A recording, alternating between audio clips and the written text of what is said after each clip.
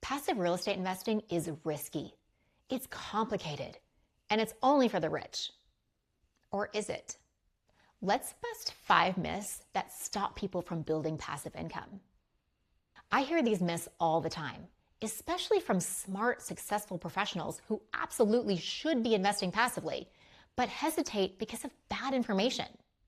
So today, I'm breaking down the 5 biggest myths about passive real estate investing and what's actually true. Let's get into it. Myth number 1, passive investing is only for the wealthy. This is probably the biggest misconception. Yes, you're not buying a $300,000 house with 3% down, but no, you don't need millions of dollars either. Most real estate syndications have minimum investments in the $50,000 range. And by syndication, we're talking about multi-million-dollar apartment complexes.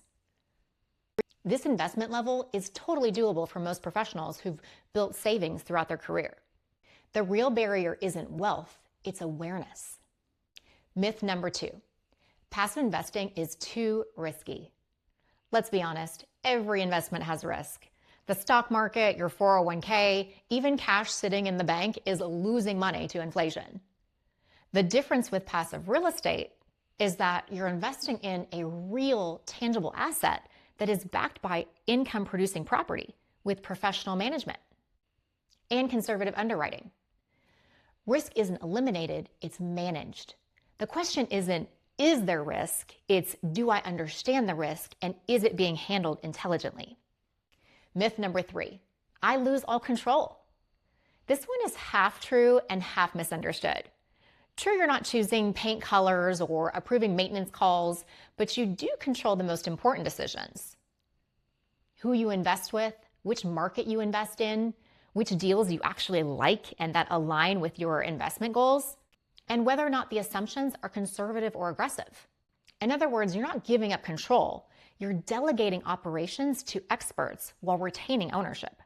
Think board member and not superintendent. Myth number 4, I have to be a real estate expert.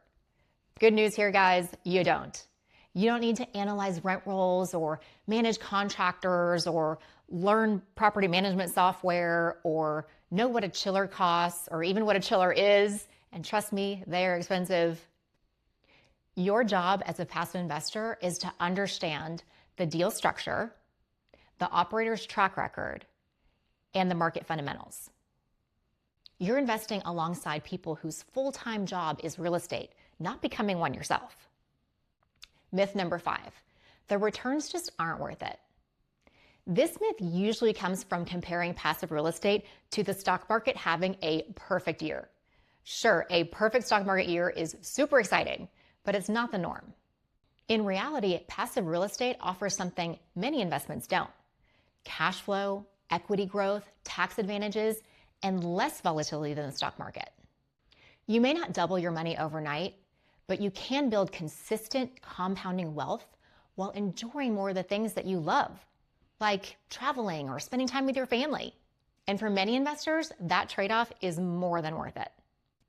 Passive real estate investing isn't magic. It's not risk-free, and it's not for everyone. But for people who want income without a second job, ownership without tenants, and wealth that grows quietly over time, it can be an incredibly powerful strategy. If you want a clear, simple breakdown of how passive real estate investing actually works, grab my free Passive Investor's Guide using the link below.